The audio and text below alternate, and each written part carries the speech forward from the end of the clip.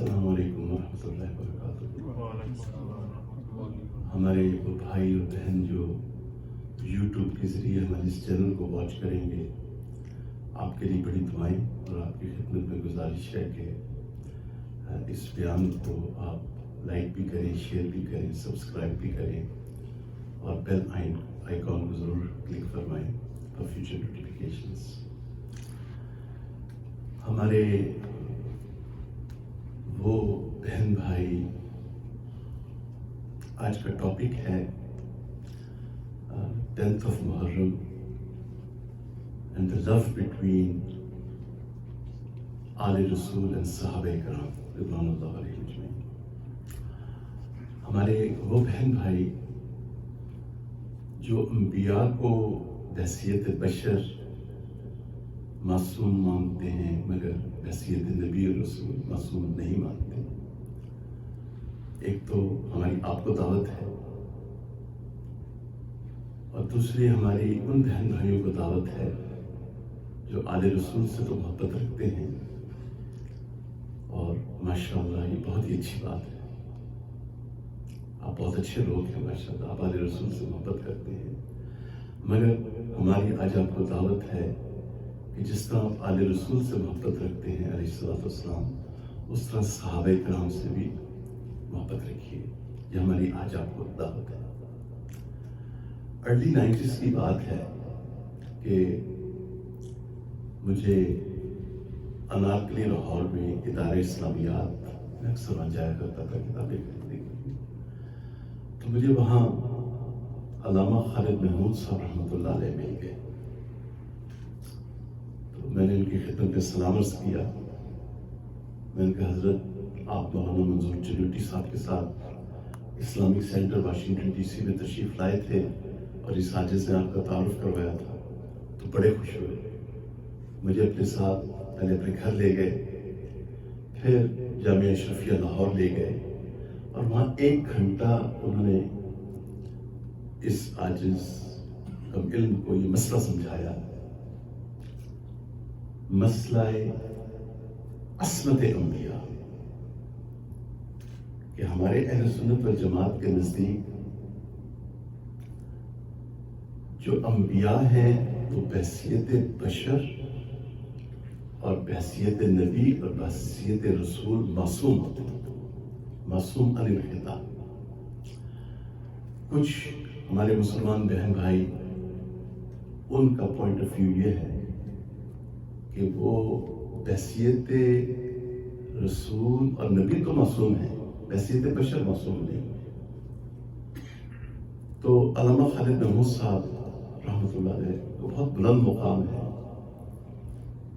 میری یہ ایک دعا ہے کہ ہر پاکستانی مسلمان ہر روز مفتی محمود صاحب رحمۃ اللہ علیہ کے لیے دعا ضرور کیا کرے، کیونکہ انہوں نے مسئلہ ختم نبوت میں پوری پاکستانی قوم پہ ایک احسان فرمایا، اللہ تعالیٰ ان کے درجات کو بلند فرمائے۔ دوسری طرف ہر کلمہ گو مسلمان علامہ خالد محمود صاحب رحمۃ اللہ علیہ کے لیے دعا کرے کہ جنہوں نے غیر مسلم ممالک میں جا کے کورٹس میں مدلل دلائل کے ساتھ کیسز جیتے، کہ جو گروہ یہ عقیدہ رکھے کہ نبی کریم صلی اللہ علیہ وسلم کے بعد کوئی نبی ہے وہ مسلمان نہیں، یہ ہمارے بڑے ہیں، ہم ان کے لیے دعائیں کریں۔ تو علامہ خالد محمود صاحب نے مجھے 1 گھنٹہ لگا کے یہ مسئلہ سمجھایا، مسئلہ عصمت انبیاء، کہ گناہ کی ڈیفینیشن یہ ہے it has to be pre plan, premeditated, preconceived. ایک دم جو چیز ہو جائے وہ گناہ نہیں ہوتی، ٹھیک ہے؟ تو ہمارا سب سے اہل سنت والجماعت کا سب سے مین پوائنٹ یہ ہے کہ اگر معاذ اللہ ثم معاذ اللہ اللہم انی اعوذ بک من الکفر نبی اور رسول کی طرف گناہ کو منسوب کر دیا جائے تو پھر ان کی جو دعوت ہے وہ مشکوک ہو جاتی ہے۔ تو لہٰذا تمام انبیاء اور رسول کیا ہوتے ہیں؟ معصوم ہوتے ہیں۔ اور تمام صحابہ کرام اور اولیاء اللہ محفوظ ہوتے ہیں، یہ محفوظ ہوتے ہیں۔ اور صحابہ کرام وہ مقدس اور پاکیزہ ہستیاں ہیں۔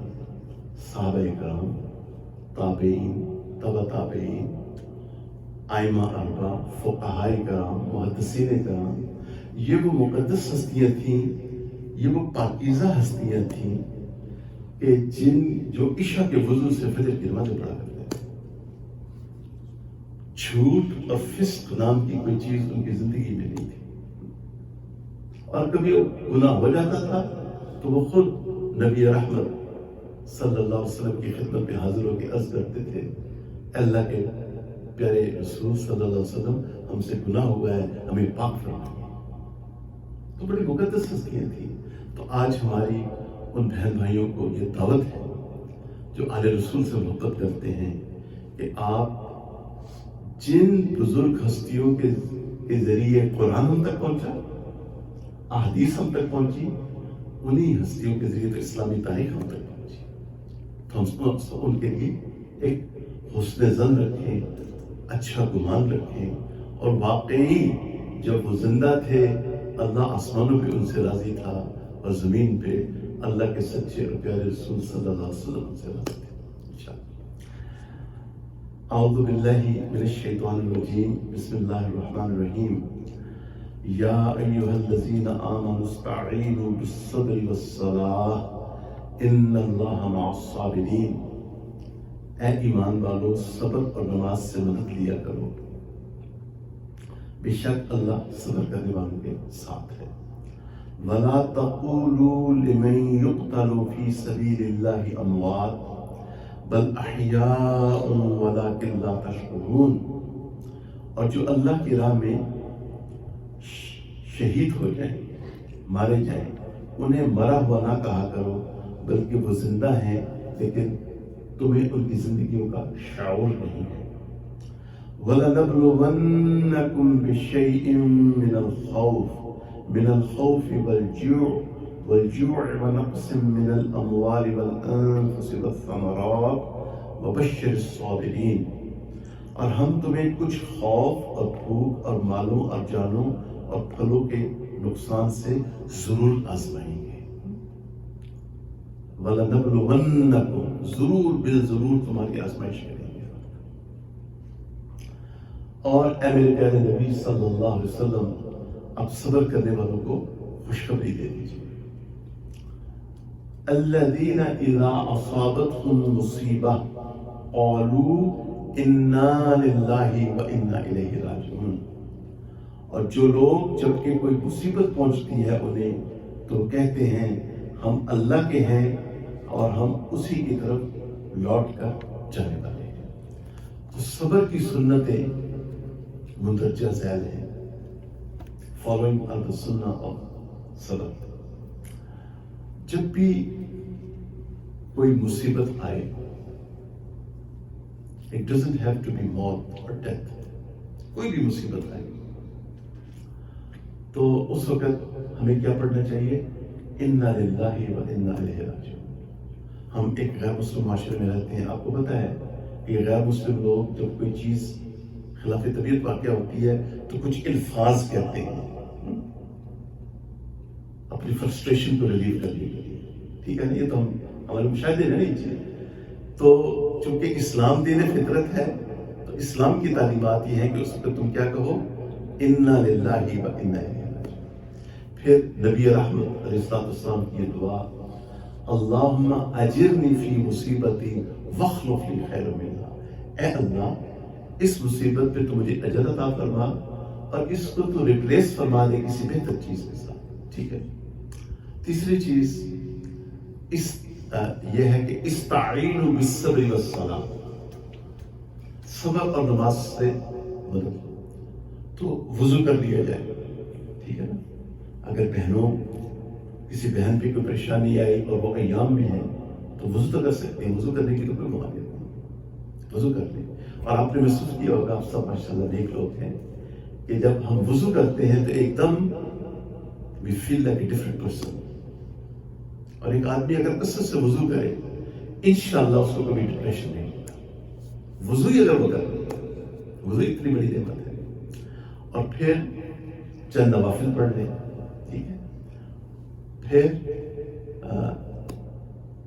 اذا حزبہ امر فزع الى الصلاۃ، نبی کریم صلی اللہ علیہ وسلم کو جب بھی کوئی پریشانی لاحق ہوتی آپ نماز کی طرف رجوع فرماتے. تو یہ چند کام اگر ہم کر لیں تو انشاءاللہ وہ جو مصیبت ہوگی اللہ تعالیٰ اس کو ریپلیس فرما دے. اس مصیبت سے اللہ تعالیٰ ہمارے لیے وے آؤٹ نکال دے. آپ اس کو آزما کے دیکھیں، یہ اللہ کے پیارے محبوب صلی اللہ علیہ وسلم کی سنتیں. اچھا، ایک ایک سنت کو سائنٹیفکلی آپ پرکھ لیں، انشاءاللہ سائنس بھی عاجز آ جائے گا انشاءاللہ. دوسری چیز یہ ہے کہ جب ہم ان سنتوں کو بھی زندگی میں زندہ کر لیں گے تو ہماری زندگی آسان ہو جائے گی، اور جیسی بھی مصیبت ہوگی اللہ تعالیٰ اس سے وے آؤٹ کا راستہ نکالتا ہے. اور یہ بھی مشاہدے میں آیا پینفلی اسپیکنگ کہ جب لوگ ایک طرف کلمہ کو مسلمان ہیں، کلمہ پڑھتے ہیں، مگر پریشانی کے وقت صبر کی سنتوں کو زندہ نہیں کرتے، تو یہ بات بھی مشاہدے میں آئی کہ ان کی وہ پریشانی پرولونگ ہو جاتی ہے، بلکہ وہ اگلی جنریشن میں منتقل ہو جاتی ہے. آپ نے سنا ہوگا نا، یہ تو جی پریشانی ہماری باپ دادا سے چلی آ رہی ہے. تو مجھے چونکہ نفسیات کا بڑا شوق ہے تو سوچتا رہتا ہوں ہر وقت. تو اس لیے اللہ نے ایک گفٹ دیا مجھے. میں نے کوئی اکیڈمیکلی سائیکالوجی کی بہت اسٹڈی نہیں کی ہے، بس اللہ تعالیٰ نے ایک مجھے انعام دیا ہے، اس سے میرا دعوت و تبلیغ کا کام ذرا آسان ہو جاتا ہے. اللہ تعالیٰ ہمیں دین کی صحیح نصیب فرمائے. اب ہم آتے ہیں انشاءاللہ شہادت عظمی، سیدنا حسین رضی اللہ تعالیٰ عنہ کی شہادت، اور جو واقعات ہیں لیڈنگ اپ ٹو دی شہادت آف سیدنا حسین رضی اللہ، ان کو اگر آپ سمجھ لیں گے آج ساری یہ فرقہ واریت آپ کی سمجھ میں آئے گی. تو اس کے لیے انشاءاللہ آپ ریلیکس ہو کے بیٹھے، سب کا روزہ ہے انشاءاللہ.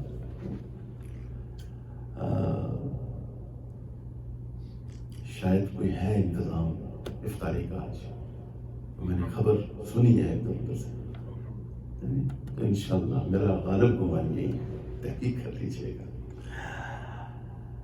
اللہم صلی علی سیدنا محمد وعلی آل سیدنا محمد وبارک وسلم. سیدنا عثمان رضی اللہ عنہ، سیدنا عثمان رضی اللہ تعالی عنہ ایک بڑی پاکیزہ ترین ہستی ہو گزرے.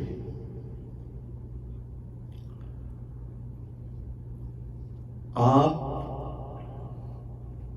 کو زمانے جاہلیت میں شراب اور بے حیائی سے نفرت تھی. آپ کو زمانے جاہلیت میں بھی بت پرستی سے نفرت تھی. آپ بہت سخی انسان تھے، اور اکثر جب اللہ کے پیارے رسول صلی اللہ علیہ وسلم کے گھر میں فاقہ ہوتا تو آپ ضرورت کا سامان رسول اللہ صلی اللہ علیہ وسلم کی خدمت میں بھجوایا کرتے تھے. اور نبی کریم صلی اللہ علیہ وسلم نے بارہا ان کے لیے دعا فرمائی، اے اللہ میں عثمان سے راضی ہوں، تو بھی اس سے راضی ہو جا. اے اللہ میں عثمان سے راضی ہوں، تو بھی اس سے راضی ہو جا. ایک مرتبہ آپ نے یہ دعا شام سے لے کے صبح تک فرماتے رہے. میں نے کل جب یہ پڑھا، جب تیاری کر رہا تھا تو مجھے بڑا رشک آیا سیدنا عثمان رضی اللہ عنہ. اب آپ چونکہ بہت نرم مزاج تھے، بہت رقیق القلب تھے، آپ शहीद मासूम थे। आप अगर चाहते तो पावर इस्तेमाल कर सकते थे, पॉलिटिकल पावर, आपने नहीं की। आपने अपनी जान दे दी, मगर आपने ये गवारा ना किया कि किसी कलमा को मुसलमान का खून ना हो गए। आपके जमाने में एक शख्स जो गैर मुस्लिम था, मुसलमानों का रूप धार के आया और मुसलमान मुआशरे में शामिल हो गया। उसका नाम था अब्दुल्ला बिन सबा। ये पूरा का पूरा शैतान था, पूरा का पूरा इब्लीस इसके अंदर सराय कर चुका। देखें, कभी कोई मसला आपको डिस्टर्ब करे ना, हमेशा दो चीजें अपने सामने रखें। एक, क्या ये इजमाए सहाबा से साबित है? एक अपना असूल बना ले। और इजमाए सहाबा के हक में कुरान की आयत है और नबी करीम सल्लल्लाहु अलैहि वसल्लम की हदीस है। और इस दौर में जिससे हम गुजर रहे हैं, कोई भी मसला आपको डिस्टर्ब करे, हमेशा ये तहकीक कर ले, क्या ये इजमाए उम्मत से साबित है? अगर कोई मसला इजमाए सहाबा और इजमाए उम्मत से साबित नहीं, उससे सरफ नजर करें, उसकी तरफ बिल्कुल ध्यान ही ना दें, क्योंकि वो मसला ठीक नहीं। एक असूल बना। तो हजरत अबू बकर सिद्दीक रज़ी अल्लाह अन्हु की खिलाफत, हजरत उमर रज़ी अल्लाह अन्हु की खिलाफत इजमाए सहाबा से साबित थी। हजरत उमर के दौर में बड़ी फतवाहत हुई। हजरत अबू बकर सिद्दीक की अजमतों को लाखों सलाम रज़ी अल्लाह अन्हु कि जब लोगों ने ज़कात का इनकार किया तो आपने स्टैंड किया। जब एक झूठा नबी आया, आपने उसके खिलाफ स्टैंड किया और उम्मत के ऊपर बहुत बड़ा एहसान करवाया। इस शैतान ने एक नया तस्वर पेश किया और इसने रूप क्या धारा कि इसको आले रसूल से मोहब्बत है,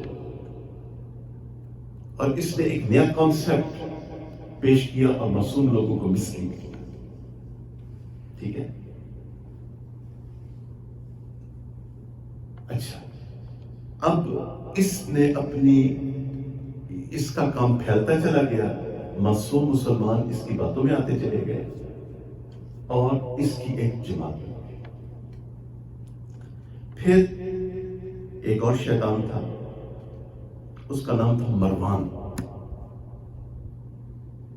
ये भी पक्का शैतान था। मरवान जो था, इसको नबी करीम सल्लल्लाहु अलैहि वसल्लम ने इसको और इसके वालिद को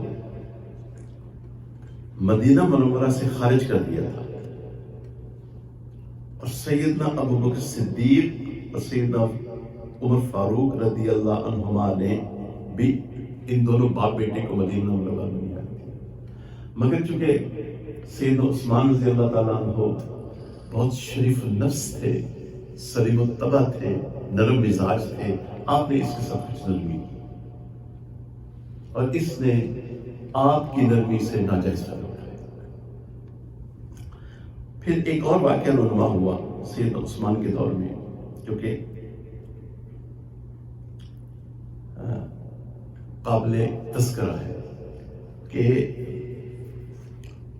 नबी करीम सल्लल्लाहु अलैहि वसल्लम की एक अंगूठी मुबारक थी जिससे खतूत वगैरह पे स्टैंप लगाई जाती थी। आपके पर्दा फरमाने के बाद अम्मा आयशा रज़ी अल्लाह अन्हा के पास थी वो, फिर वो सैयद अबू बकर सिद्दीक और सैयदना उमर रज़ी अल्लाह अन्हुमा के पास रही, फिर वो सैयदना उस्मान के बने। और एक दिन सैयदना उस्मान बीरे अरीस में वो कुएं के अंदर वो अंगूठी गई और फिर न गई। और उस अंगूठी का गुमना था कि सैयदना उस्मान के दौर में हादसात और फितनों ने जन्म लेना शुरू कर दिया।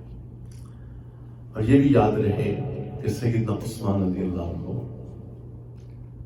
जामिल कुरान थे।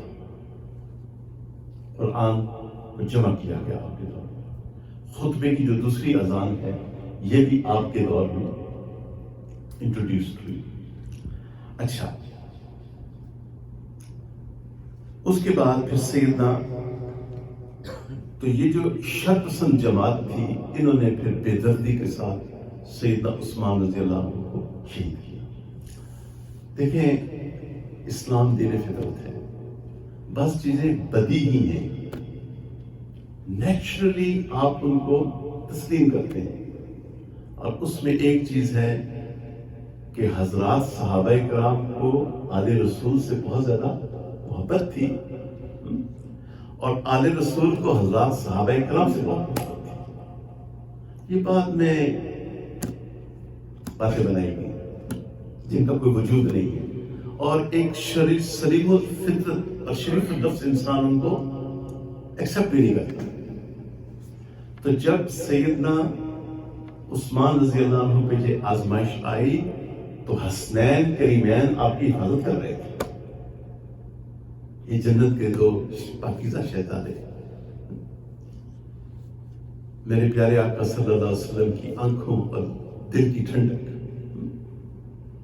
تو یہ حقائق ہے. اس کے بعد سیدنا عثمان رضی اللہ عنہ شہید ہو گئے. سیدنا عثمان رضی اللہ تعالیٰ عنہ کی شہادت کے بعد پھر میرے والدین قربان ہوں سیدنا علی رضی اللہ عنہ کے قدموں کی خاک کے اوپر پھر آپ کو خلافت ملی، اور آپ سیدنا علی رضی اللہ تعالیٰ عنہ نبی کریم صلی اللہ علیہ وسلم کے چچا زاد بھائی بھی ہیں. حضرت ابو طالب جو پیارے آقا صلی اللہ علیہ وسلم کے بہت بڑے محسن تھے، اور ہمیشہ آپ نے نبی رحمت علیہ السلام کا ساتھ دیا. اور آپ کے داماد بھی تھے سیدہ فاطمہ الزہرا رضی اللہ عنہا کے شوہر محترم بھی تھے. اور نبی کریم صلی اللہ علیہ وسلم نے آپ کو ہی امامت سپرد کرنے کی ذمہ داری لگا کے ہجرت فرمائی تھی. اور غزوہ تبوک کے موقع کے اوپر آپ صلی اللہ علیہ وسلم نے ان کو مدینہ منورہ کا عامل بھی بنایا تھا، اور آپ نے سیدنا علی رضی اللہ عنہ سے فرمایا تھا کہ سیدنا علی رضی اللہ عنہ نے عرض کیا، اے اللہ کے پیارے رسول صلی اللہ علیہ وسلم، آپ مجھے عورتوں اور بچوں پر خلیفہ بنا کے چھوڑے جاتے ہیں.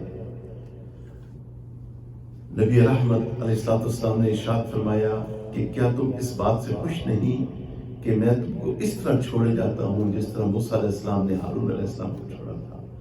ہاں اتنی بات ضرور ہے، لا نبی بعدی، میرے بعد کوئی نبی نہیں. سیدنا علی رضی اللہ عنہ کی بیعت بعض لوگوں نے کی اور بعض نے توقف فرمایا، جس میں حضرت امیر معاویہ رضی اللہ عنہ بھی تھے. اور ادھر اما عائشہ رضی اللہ عنہا جب واپس تشریف لا رہی تھی حج فرما کے مدینہ منورہ، اور آپ کو جب یہ خبر ملی کہ سیدنا عثمان رضی اللہ عنہ کو شہید کر دیا گیا ہے، تو آپ واپس مکہ مکرمہ لوٹی، اور آپ نے ارادہ فرمایا کہ جو سیدنا عثمان کہ جن لوگوں نے آپ کو شہید کیا ہے ان سے بدلہ لیا جائے. ادھر سے سیدنا علی رضی اللہ عنہ بھی مدینہ منورہ سے روانہ ہو گئے، اور اس اثناء میں یہ جو شیطان تھا عبداللہ بن سبا، یہ پوری شیطانیت کے ساتھ حرکت میں تھا، اور یہ اپنی جماعت بناتا چلا گیا اور ایک فتنہ اور فساد امت میں پھیلانا اس نے شروع کر دیا. اچھا، اور یہ سیدنا علی رضی اللہ عنہ کے لشکر میں شامل ہو گیا. اس کے بعد جنگ جمل ہوتی ہے. جنگ جمل میں صلح تقریباً ہو چکی تھی. دونوں گروہوں کی صلح ہو چکی تھی. سیدہ عائشہ رضی اللہ عنہ کا جو گروہ تھا اور سیدنا علی رضی اللہ عنہ، دونوں طرف اکابر صحابہ اکرام تھے. صلح تقریباً ہو چکی تھی، صبح ایگریمنٹ سائن ہوا. یہ دونوں گروپ آمنے سامنے تھے اور غالباً 3 دن تک یہ آمنے سامنے رہے اور صلح ہو چکی تھی. جب عبداللہ بن سبا کو یہ پتہ چلا کہ صلح ہونے والی ہے، اس نے رات کو حملہ کیا اور جب جنگ شروع ہو گئی، دیکھیں حقائق کو تسلیم کریں، آپ کو ہر طرف صحابہ اکرام کی معصومیت نظر آئے گی، حضرات صحابہ اکرام کی پاکیزگی نظر آئے گی. اچھا، اب جب یہ ہوا تو پھر سیدنا عائشہ رضی اللہ عنہ کی خدمت میں عرض کیا گیا کہ آپ سوار ہو جائیں جمل پہ، اونٹنی پہ، اور آپ کو دیکھ کے لوگ ٹھنڈے ہو جائیں گے. مگر جب لوگوں نے آپ کو دیکھا تو جنگ اور بڑھ گئی. تو بالآخر جب جنگ تھمی تو سیدنا علی رضی اللہ عنہ نے اپروچ کیا اما عائشہ رضی اللہ عنہ اور فرمایا، اما جان السلام علیکم ورحمۃ اللہ وبرکاتہ. انہوں نے جواب دیا، میرے بیٹے وعلیکم السلام ورحمۃ اللہ. سیدنا علی رضی اللہ عنہ نے عرض کیا، آپ عافیت سے ہیں، آپ خیریت سے ہیں، اور آپ کو عافیت سے پہنچا دیا گیا. یعنی یہ مجھے دوسری دفعہ تفصیلی طور پہ یہ واقعہ بیان کرنے کی سعادت ہو رہی ہے. سیدنا حسین کا تو واقعہ پچھلے 20 سال سے ہر سال محرم میں بیان کرنے کی اللہ تعالیٰ نے مجھ گناہگار کو سعادت عطا فرمائی ہے. لیکن جب بھی اس واقعہ کو پڑھا، اللہ کی قسم میرے دل میں سیدنا علی رضی اللہ عنہ کی عظمت اور محبت اور بڑھی. بہت پاکیزہ انسان تھے اور بہت زیادہ فتنے تھے جن سے انہوں نے ڈیل کیا. اور اتنے میں پھر ایک اور گروہ پیدا ہوتا ہے، ان کو کہتے ہیں خوارج. آپ ذرا خوارج کی ڈیفینیشن ذرا سنیں. خوارج کیا تھے کہ تو غور سے سنیں، بہت ساری باتیں سمجھ آ جائیں گی. آپ خود بخود ہر سعادت مند مسلمان کے اوپر مسلک اہل سنت والجماعت کی عظمت اور کھلے گی کہ فرقہ ناجیہ یہی ہے، مسلک اہل سنت والجماعت. اور مسلک اہل سنت والجماعت کی ڈیفینیشن کیا ہے؟ کہ ہم خالصاً اللہ کو پکارتے ہیں، اللہ کے سوا کسی اور کو نہیں پکارتے. جو لوگ غیر اللہ کو پکارتے ہیں اور اپنے آپ کو سنی کہتے ہیں، وہ حقیقت میں اہل بدعت ہے، اہل شرک اور اہل بدعت ہے. وہ اہل سنت والجماعت نہیں ہے.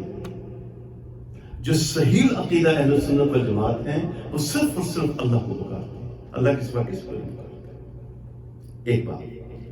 دوسرا، وہ حضرات صحابہ اور اس مسلک میں بزرگان دین کی محبت اور ادب محفوظ ہے.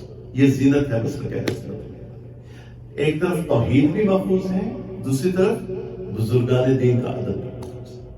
یہ فرقہ ناجیہ ہے، یہ اہل مسلک اہل سنت والجماعت ہے. ٹھیک ہے، تو اب ان کی ڈیفینیشن سنے ذرا. خوارج کیا کہتے تھے؟ خوارج کہتے تھے ہم مختار ہیں. اب میری طرف آپ نے اور سے سننا ہے، مجھے امید ہے کہ یوٹیوب پہ بہن بھائی سن رہے ہیں، وہ بھی اور سے سنیں گے. ہم عقل و فہم رکھتے ہیں، ہم کتاب اللہ اور سنت رسول کو مانتے ہیں، وہ ہمارے لیے کافی ہے، اور ہم کسی کی اطاعت نہیں کرتے ہیں. تو بات سمجھ میں آئے گا کہ ہم کتاب اللہ کو بھی مانتے ہیں، سنت رسول کو بھی مانتے ہیں، مگر صحابہ کو نہیں مانتے، اماموں کو نہیں مانتے. یہ ان کے اندر شدت ہے. اور دوسری خوارج کی ایک خصلت یہ تھی کہ یہ بات بات پہ تکفیر کرتے ہیں، بات بات پہ تکفیر کرتے ہیں۔ گناہ ہو جاتا تو اس کو معاذ اللہ مسلمان کو کافر کرا دیتا۔ دیکھیں، مجھے خود پوری عمر سٹرگل کرنا پڑی سچ کو پانے کے لیے۔ میں چھٹی جماعت میں پڑھتا تھا جب میں نے ایاک نعبد و ایاک نستعین کا ترجمہ پڑھا، وہاں سے میری یہ سٹرگل شروع ہوئی۔ پھر اللہ تعالیٰ کا فضل و کرم ہوا، امریکہ آ گیا 40 سال پہلے، اور والدین میرے دونوں بہت نیک تھے، نیکی ان کی طرف سے ملی تھی۔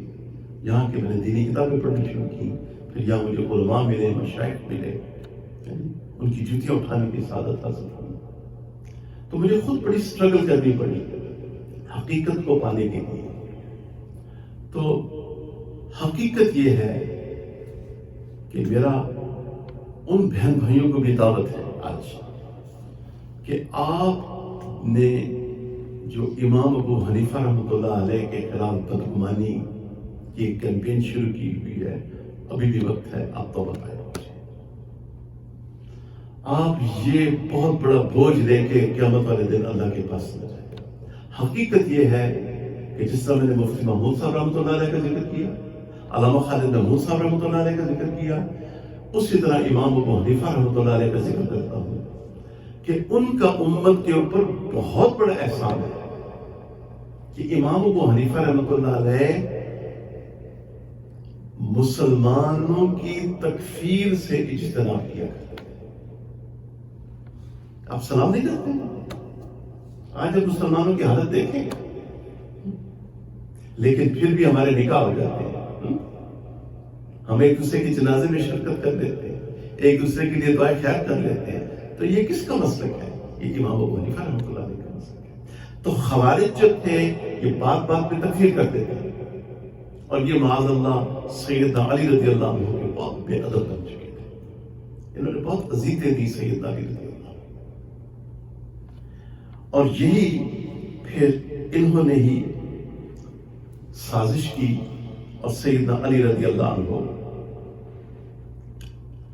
کو شہید کیا۔ ایک دن ان کا پلان بنا، وہ غالباً 17 رمضان کا دن تھا، اور اس میں ان کی یہ پلاننگ ہوئی اسی دن ہم اٹیک کریں گے سید علی پہ، قاتلانہ حملہ کریں گے سید امیر معاویہ کے اور سید عمر بن عاص پہ۔ سید عمر بن عاص اس دن بیمار تھے، وہ آئے نہیں، سید امیر معاویہ بچ گئے اور سید علی رضی اللہ عنہ شہید ہوئے 17 رمضان۔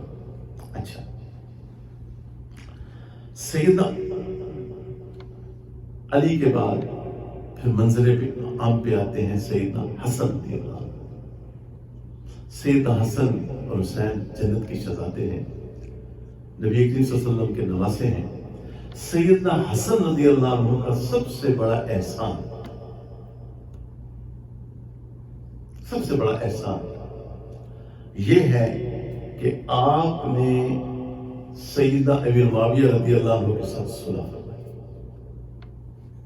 حالانکہ آپ جنگ کو جاری رکھ سکتے تھے، مگر آپ بہت، ابھی ہم پڑھیں گے تھوڑی دیر میں حضرت حسین کے بارے میں، حضرت حسین بھی بہت پرامن انسان تھے۔ حضرت حسین، اس کی طرف ہم ابھی آتے ہیں تھوڑی دیر میں۔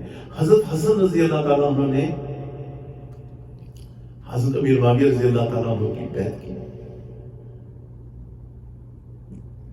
اور آپ نے 10 سال کی خانہ جنگی کو سکون دیا۔ کتنا بڑا کام! اللہ تعالیٰ کیا فرماتے ہیں کلام پاک؟ اعوذ باللہ من الشیطان الرجیم، بسم اللہ الرحمن الرحیم، انما المؤمنون اخوہ، تمام مسلمان آپس میں بھائی بھائی، فاصلحوا بین اخویکم، بس تم صلح کرواؤ اپنے بھائیوں کے درمیان، واتقوا اللہ، اور اللہ کا تقوی اختیار کرو، اللہ سے ڈرو، لعلکم ترحمون، تاکہ تم پہ رحم کیا۔ اور سیدنا حسن رضی اللہ عنہ اس آیت کے مصداق بن گئے، اور آپ نے حضرت امیر معاویہ رضی اللہ عنہ کی صلح فرمائی، اور 10 سال کی خانہ جنگی کو سکون ملا۔ چنانچہ علماء نے لکھا ہے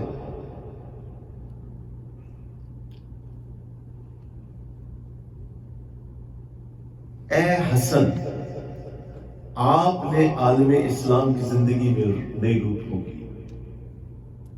اے حسن، آپ نے شرافت کا نمونہ دکھا کے اسلام کو اثر نو سرسبز کیا۔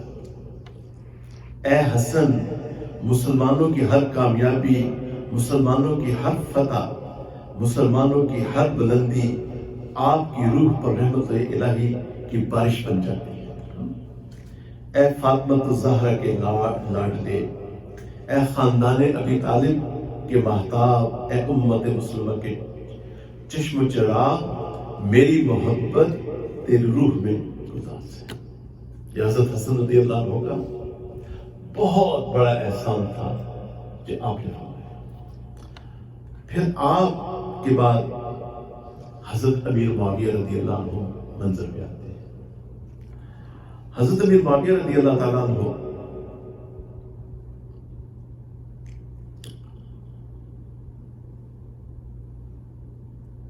اللہم صلی علی سیدنا محمد۔ حضرت امیر معاویہ رضی اللہ عنہ نے 163 احادیث کی روایت کی ہے۔ نبی کریم صلی اللہ علیہ وسلم نے حضرت امیر معاویہ رضی اللہ عنہ کے بارے میں ارشاد فرمایا،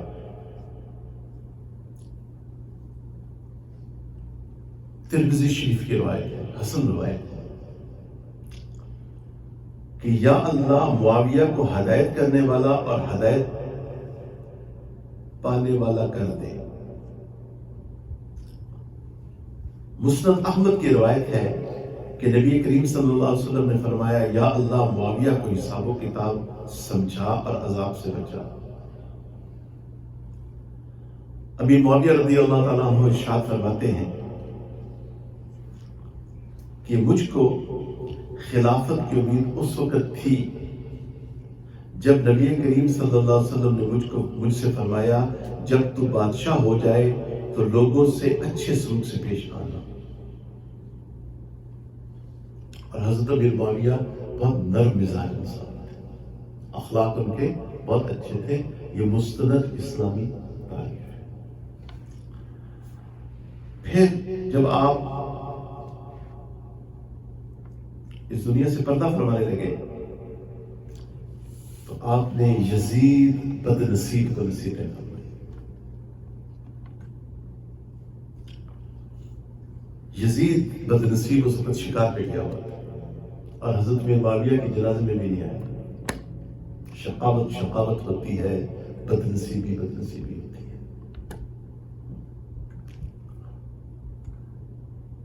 تو جب حضرت امیر معاویہ 60 ہجری میں بیمار ہوئے اور بیماری کا یقین آ گیا تو جب یزید کو بلایا، یزید اس وقت دمشق میں شکار پہ گیا ہوا تھا۔ آپ نے اسے فرمایا، اے بیٹے، میری وصیت کو توجہ سے سن، میرا وقت قریب ہے۔ میرے بعد مسلمانوں کے ساتھ کیسا سلوک کرنا چاہتا ہے؟ یزید بد نصیب نے جواب دیا، میں کتاب اللہ اور سنت رسول کی پیروی کروں گا۔ حضرت امیر معاویہ نے فرمایا، سنت صدیقی پہ بھی عمل ہونا چاہیے۔ انہوں نے مرتدین سے جنگ کی اور اس حال میں فوت ہوئے تھے، امت ان سے پوچھتی۔ دیکھیے یہ حقیقت ہم سب کو، اگر ہم کلمہ گو مسلمان ہیں، اگر آپ اہل بیت سے محبت رکھتے ہیں، آپ ہمارے بہن اور بھائی ہیں، لیکن آپ حقائق کو تسلیم کریں۔ یہ کیسے ممکن ہے کہ آپ ایک طرف اہل بیت سے محبت کرتے ہیں اور دوسری طرف صحابہ کرام سے آپ محبت نہیں کرتے؟ آپ کی یہ بات میری سمجھ میں کبھی بھی نہیں آئی اور کبھی بھی نہیں آتی، اللہ کبھی آئے گی۔ آپ اپنا ضعف کو وسیع فرمائیں، توجہ فرمائیں۔ کیا بات کہہ رہے ہیں کہ امت خوش تھی جب ابو بکر صدیق رضی اللہ عنہ فوت ہوئے۔ پھر فرمایا،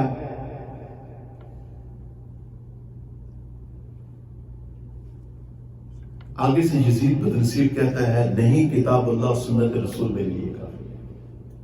تو اجماع صحابہ کا انکار کر رہا ہے، یہ بڑی خطرناک بات ہے۔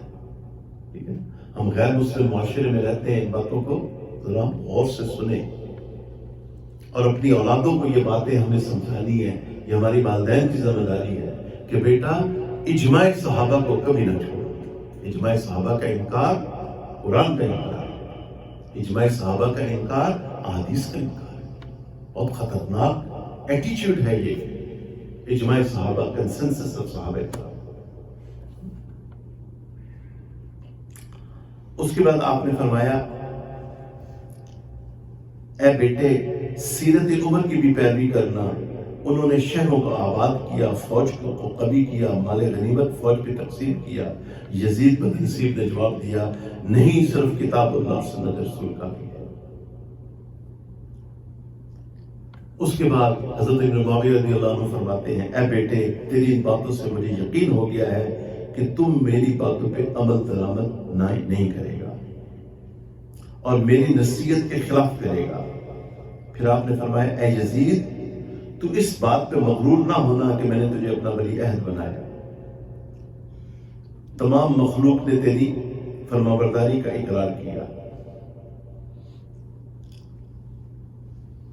پھر آگے آپ نے کچھ اور نصیحتیں فرمائی اور یہ فرمایا کہ حسین بن علی رضی اللہ عنہما اہل عراق ضرور تیرے مقابلے میں نکالیں گے. اگر تو ان پہ فتح پائے تو ان کو ہرگز قتل نہ کرنا اور قرابت اور رشتہ داری کا پاس و لحاظ. آپ تو سمجھا ہی سکتا ہے. تو اب آگے پھر شروع ہوتا ہے حضرت حسین رضی اللہ عنہ کا دور. حضرت حسین رضی اللہ عنہ کو اہل کوفہ نے خطوط لکھے اور جب حضرت حسین مکہ مکرمہ تشریف لے گئے تو یہ سب لوگ ہر وقت آپ کے ماشاءاللہ پاس رہتے اور اپنی محبت کا اظہار کرتے، آپ کو خطوط لکھتے کہ آپ تشریف لائیں.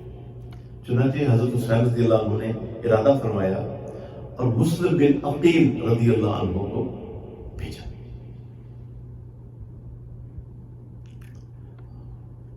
مسلم بن عقیل رضی اللہ عنہ جب وہاں گئے تو آپ نے خط لکھا کہ ایوری تھنگ از فائن، سب خیریت ہے. اس کے بعد تو حضرت حسین رضی اللہ عنہ نے رخت سفر باندھا اور آپ کوفہ کی طرف روانہ ہوئے. اتنے میں حضرت ابو موسیٰ اشعری رضی اللہ عنہ اللہ اکبر کبیرہ، انہوں نے جو اس کے عامل تھے انہوں نے لوگوں کو کہا کہ فتنوں کی طرف مت دوڑو. لوگوں کو سمجھایا مگر لوگوں نے یزید کو خط لکھا کہ ان سے یہ معاملات سمجھنے والے نہیں، لہذا اس نے ایک اور بد نصیب شقی انسان ابن زیاد کو بھیجا اور اس نے پھر بہت زیادہ تھریٹن کیا. اور اہل کوفہ کی محبت کو جب آزمائش کی کسوٹی پہ پرکھا گیا یہ پیچھے گیا. یہاں صحابہ کرام کی عظمت واضح ہوتی ہے کہ انہوں نے اللہ کے پیارے رسول صلی اللہ علیہ وسلم کا ہمیشہ ساتھ دیا، ہمیشہ ساتھ دیا. بدر میں ساتھ دیا، احد میں ساتھ دیا، ماشاءاللہ احزاب میں ساتھ دیا. ہمیشہ نبی کریم صلی اللہ علیہ وسلم پہ اپنی جانوں کو قربان کیا. ہمیشہ اللہ اور اس کے رسول صلی اللہ علیہ وسلم کی لبیک پہ کہ وہ احکامات کے اوپر لبیک تھے. وہ بھی مسلمان تھے، یہ بھی مسلمان تھے. تو یہ بیک آف ہو گئے اور حتیٰ کہ حضرت مسلم بن عقیل رضی اللہ عنہ کو شہید کر دیا. اور جب شہید ہوتے وقت انہوں نے ایک شخص کو درخواست کی کہ اب تم یہ خبر کسی طرح حضرت حسین کو پہنچاؤ. اور جب حضرت حسین رضی اللہ عنہ کو یہ خبر پہنچی تو حضرت حسین رضی اللہ تعالیٰ عنہ اس وقت نکلنے سے پہلے حضرت حسین رضی اللہ عنہ کو کچھ لوگوں نے مشورہ دیا، جس میں عبداللہ بن عمر رضی اللہ عنہ بھی تھے اور رضی اللہ عنہ اور ابن عباس رضی اللہ عنہ تھے۔ انہوں نے کہا تھا آپ نہ جائیں، یہ لوگ، ان لوگوں نے آپ کے والد محترم کے ساتھ وفا نہیں کی، یہ آپ کے ساتھ بھی وفا نہیں کی۔ اور یاد رہے کہ حضرت حسن رضی اللہ عنہ نے بھی نصیحت کی تھی حضرت حسین رضی اللہ عنہ۔ اس نصیحت کا مفہوم یہ ہے کہ اللہ تعالیٰ نے ہمارے خاندان کو نبوت دے دی ہے، خلافت ہمیں نہیں دی، تو انہوں نے بھی نصیحت کی تھی۔ مگر ہم مسلمان ہیں، ہم نے کلمہ پڑھا ہے۔ ایمان مفصل کی کیا تعریف ہے؟ آمنت باللہ وملائکتہ وکتبہ ورسلہ والیوم الآخر والقدر خیرہ وشرہ من اللہ تعالی والبعث بعد الموت۔ تو یہ قدر تھی، یہ تقدیر تھی جو حضرت حسین رضی اللہ عنہ کو کرنے کے قابل تھی۔ ایمان بالقدر کے بارے میں 3 چیزیں ہمیشہ ذہن میں رہیں تقدیر کے بارے میں۔ نمبر 1، تقدیر پہ بحث کرنے سے نبی کریم صلی اللہ علیہ وسلم نے منع فرمایا ہے، کبھی بحث نہ کریں۔ نمبر 2، تقدیر کا سہارا لینا یہ انبیاء کی سنت ہے، یہ انبیاء کی سنت ہے۔ اور نمبر 3، تقدیر تدبیر پہ غالب ہے، تقدیر تدبیر پہ غالب ہے۔ اللہ علماء امت کو جزائے خیر عطا فرمائے۔ اچھا، تو تقدیر تدبیر پہ غالب ہے، یہ قدر تھی، یہ تقدیر تھی جو حضرت حسین رضی اللہ عنہ کو وہاں پہ لے کے جا رہے تھے۔ راستے میں حضرت حسین رضی اللہ تعالیٰ عنہ نے مشورہ کیا کہ مسلم بن عقیل تو شہید ہو گئے، تو مسلم بن عقیل رضی اللہ عنہ کے جو اہل و عیال تھے انہوں نے کہا اب ہم بدلہ لیں گے، لہذا یہ سبحان اللہ، یہ لوگ پہنچ گئے کربلا، اور کربلا پہنچنے سے پہلے حر بن یزید تمیمی نے آپ کو روکا ابن زیاد کے کہنے کے اوپر، اور حضرت سعد بن ابی وقاص رضی اللہ عنہ کے جو بیٹے تھے عمر، جی عامر، ان کے جو بیٹے تھے ابن زیاد رضی اللہ، حضرت ابن وقاص رضی اللہ عنہ کے، انہوں نے بھی مصالحت کی، کوشش کی، مگر ابن زیاد کو نے ان کو زبردستی تھریٹن کیا کہ تم ان کے ساتھ کہیں شامل نہ ہو جانا، اور تم ان کو یزید کی بیعت پہ مجبور۔ جب حضرت حسن رضی اللہ عنہ کو یہ کہا گیا کہ آپ اریسٹ ہو جائیں، یہ یزید کی بیعت کریں، آپ نے فرمایا یہ نہ ہوگا۔ جب میدان کربلا میں اترے تو حضرت حسین رضی اللہ عنہ نے ان کو بتائے یا فلاں یا فلاں یہ تمہارے خطوط ہیں، انہوں نے جھوٹ بولا اور صاف بولا۔ اب پانی بند کر دیا گیا، اور حضرت حسن رضی اللہ تعالیٰ عنہ نے پہلے اپنے ساتھیوں کے ساتھ بات کی۔ آپ لوگ حضرت حسین رضی اللہ عنہ کی شرافت دیکھیں، پاکیزگی دیکھیں۔ آپ نے فرمایا اپنے ساتھیوں کو اگر آپ چاہتے ہیں تو آپ گھر واپس تشریف لے جائیں، کیونکہ یہ لوگ تو مجھے چاہتے ہیں تو میں ان کا مقابلہ کروں۔ شیر شیر ہوتا ہے، شیر کا بیٹا بھی شیر ہوتا ہے۔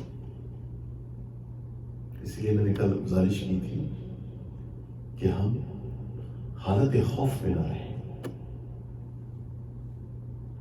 اپنی طرف سے پوری پرامن زندگی بسر کریں، مگر ایمان کا سودا کسی حالت میں، کیونکہ اگر ہم حالت خوف میں رہیں گے، ہمیشہ اپنے آپ کو ریمائنڈ کروائیں کہ ہم سیدنا حسین رضی اللہ عنہ کے بیٹے ہیں۔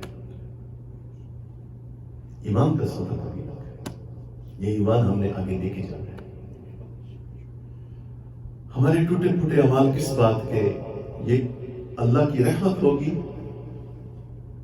اس کے پیارے رسول صلی اللہ علیہ وسلم کی شفاعت ہوگی، اور یہ ایمان ہوگا جو بالآخر ہمیں جنت میں لے جائے گا انشاءاللہ۔ ہم سب جنت میں جائیں گے انشاءاللہ۔ تو حالت خوف میں کبھی نہ رہے، حقیقت میں صرف اور صرف اللہ کی ذات سے رہے۔ تو حضرت حسین رضی اللہ عنہ نے اپنے ساتھیوں کو کہا آپ واپس لے جائیں۔ خواتین نے رونا شروع کیا تو آپ نے کہا رونے سے منع فرمایا، رونے سے، تو آپ بھی نہ رویا کریں۔ اگر آپ واقعی حضرت حسین رضی اللہ عنہ سے سچی محبت کرتے ہیں تو پھر یہ رونا دھونا کس بات ہے؟ وہ تو بہت اعلیٰ اور رفع جگہ پہ ہے ماشاءاللہ۔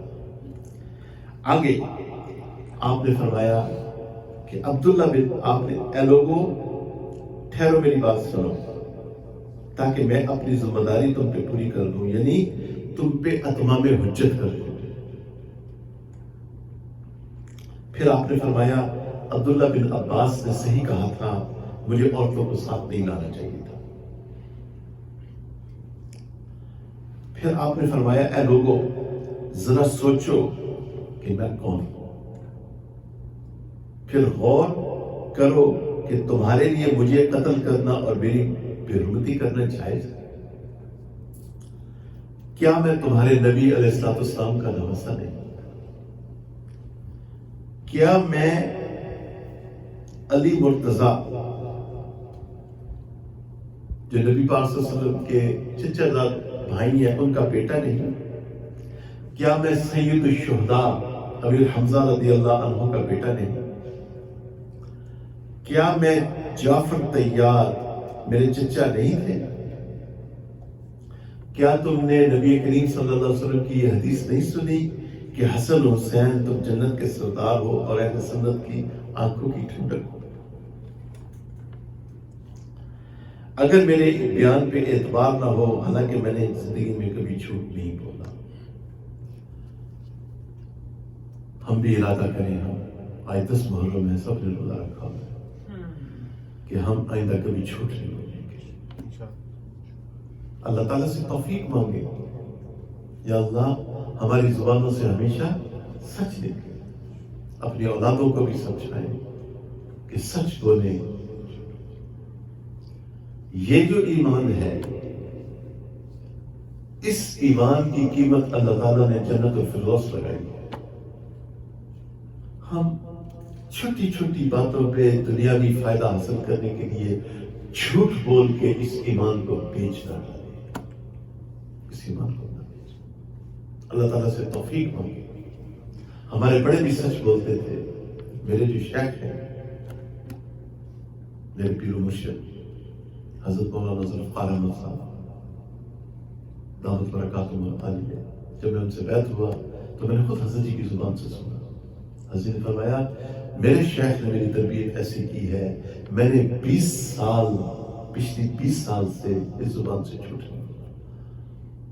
اس بات پہ اتنی توجہ تھی، ایسی میرے دل پہ لگی وہ بات کہ اس دن کے بعد مجھے ویسے بچپن سے ہی جھوٹ سے نفرت تھی۔ الحمدللہ میری والدہ محترمہ نے کافی مجھ کو نگاہ پہ محنت فرمائی تھی اس بات میں، لیکن اس بات کے بعد مجھے جھوٹ سے بہت زیادہ نفرت ہوئی، اور اللہ تعالیٰ سے ہمیشہ دعا کروں، حالانکہ آپ سب بھائی مجھ سے بہتر ہیں، یہ یوٹیوب کے ذریعے جتنے بہن بھائی اس عاجز کی گفتگو سن رہے ہیں، آپ سب مجھ سے بہتر ہیں، لیکن میں اللہ تعالیٰ سے اکثر دعا کرتا ہوں، یا اللہ مجھے سچ بولنے کی توفیق، جھوٹ سے بچا۔ اپنی اولاد کو بھی میں یہ بات عرض کرتا رہتا ہوں کہ خدمت میں کہ میرے بچوں زندگی میں سچ بولو، جھوٹ اور ایمان یہ اکٹھے نہیں کر سکتے، وہ ایمان پھر بہت کمزور ہو جاتا ہے۔ اور ہمیشہ اپنے آپ کو ریئلائز کروائیں یہ وہ ایمان ہے جس نے مجھے جنت الفردوس میں لے کے جانا ہے. میں چند دنیاوی فائدے کے لیے اس کو پیش کر رہا ہوں. اس کے بعد آپ نے فرمایا نبی کریم صلی اللہ علیہ وسلم کے بہت سے صحابی ابھی زندہ ہیں. دیکھیں بات کیا چیز سامنے آ رہی ہے کہ آل رسول اور صحابہ کے درمیان کیا تھی جی؟ سب بولے اونچا بولا سری کی تھی کہ محبت تھی. یہ غلط باتیں ہیں جو آج یہ لوگ کرتے ہیں. یہ تاریخ کو اڈلٹریٹ کیا گیا ہے. جو پاکیزہ اسلامی تاریخ چلی آ رہی ہے وہ یہی سبق دیتی ہے اور قیامت تک یہی سبق دیتی رہے گی کہ آل رسول کو صحابہ اکرام سے محبت تھی اور صحابہ اکرام کو آل رسول سے محبت تھی رضوان اللہ علیہ. ایک طرف ہم آل رسول سے محبت رکھتے ہیں, ہماری آنے والی نسلیں بھی آل رسول سے محبت رکھیں گی, اور دوسری طرف ہم حضرات صحابہ اکرام سے محبت رکھتے ہیں, ہماری آنے والی نسلیں بھی ان سے محبت رکھیں گی انشاءاللہ. اچھا اب آگے چلیں. آپ نے فرمایا کیا اس کے بعد بھی تم میرا خون بہانے سے باز نہ آؤ گے؟ کیا تمہیں اس قول میں نبی صلی اللہ علیہ وسلم کی صداقت میں شک ہے یا اس بات میں شک ہے کہ میں سیدہ فاطمہ الزہرا کا بیٹا نہیں ہوں؟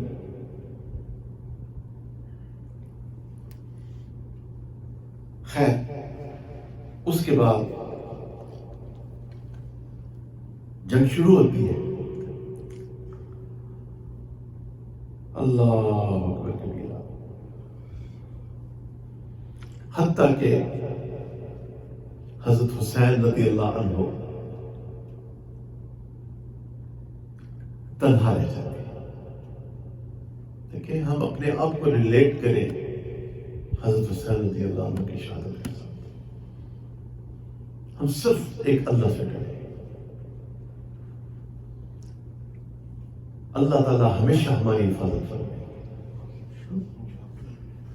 صرف اللہ سے ڈرے اور کسی سے نہ ڈرے. حکمت ضرور اختیار کریں, صبر ضرور اختیار کریں, اچھے اخلاق ضرور اختیار کریں, ٹھنڈک اختیار کریں, مگر حقیقت میں ڈریں صرف اور صرف ایک اللہ کے ساتھ وحدہ لا شریک لہ. حضرت حسین رضی اللہ عنہ تنہا رہ گئے, زخموں سے چور چور تھے, پیاس سے بےتاب تھے, مگر آپ کی بہادری, جوش اور ہمت میں کوئی کمی نہ تھی. جس طرف بھی آپ کی تلوار چمکتی دشمنوں کے بادل چھٹتے چلے جاتے تھے. آخر آپ نڈھال ہو کے زمین پہ بیٹھ گئے, بڑی دیر تک خاموش بیٹھے رہے, مگر دشمنوں کو اس زخمی شیر کے اوپر حملہ کرنے کی ہمت نہ ہوئی. حتیٰ کہ ایک اور شقی بدنصیب شمر ذوالجوشن نے چیخ کے کہا اب کیا انتظار ہے, قتل کیوں نہیں کرتے؟ حضرت امام حسین نے اپنے خشک ہونٹوں کو پانی کا پیالہ لگایا تھا کہ حسین بن نبیر نے تاک کے ایک تیک مارا جو آپ کے حکم میں پیوست ہو گیا. اور اس کے بعد آپ شہید ہو گئے. یہ شہادت عظمیٰ حادثہ کبریٰ 10 محرم الحرام 61 ہجری کو جمعہ کے دن پیش آیا تھا. اللہ تعالیٰ حضرت سیدنا حسین رضی اللہ عنہ کے درجات عالیہ کو بلند فرمائے. دعا فرمائے. الحمدللہ رب العالمین والعاقبۃ للمتقین والصلاۃ والسلام علی سید المرسلین.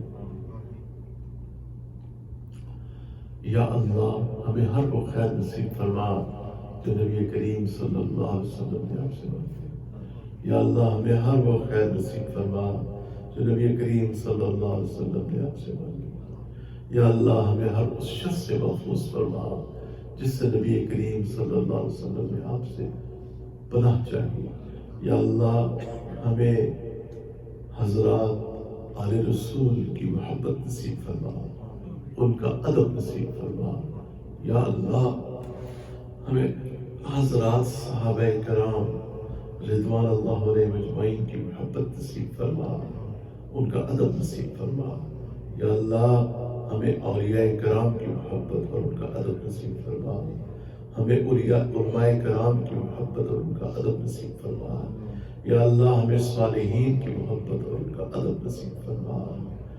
یا اللہ فاطر السماوات والارض انت ولی فی الدنیا والآخرہ توفنی مسلما والحقنی بالصالحین والحقنی بالصالحین والحقنی بالصالحین۔ یا اللہ ہماری اس مسجد کو قبول فرما لے۔ یا اللہ ہماری اس مسجد کو میں قیامت تک آپ کی عبادت ہو، اس جگہ کا ہمیں غم نہ دکھانا۔ یا اللہ اس جگہ کی توسیع فرما دے۔ یا اللہ اس جگہ کی توسیع فرما دے۔ یا اللہ جتنے مسلمان بہن اور بھائی اور بچے اس مسجد میں آتے ہیں، یا اللہ اس مسجد میں جو فل ٹائم حفظ پروگرام ہے اس کی حفاظت کرنا۔ یا اللہ جو معصوم بچے اور بچیاں شام کو آ کے قرآن پڑھتے ہیں ان کی حفاظت فرما۔ یا اللہ ان کے جو مصلین آ کے اس مسجد میں نمازیں پڑھتے ہیں ان کی حفاظت فرما، ان کے والدین کی حفاظت فرما، ان کے والدین کی حفاظت فرما، اس کمیونٹی کی حفاظت فرما۔ یا اللہ ہمارے مشائخ اور ہمارے اساتذہ کو بہترین اجر نصیب فرما۔ یا اللہ جو بیمار ہیں ان کو شفا کاملہ عاجلہ نصیب فرما۔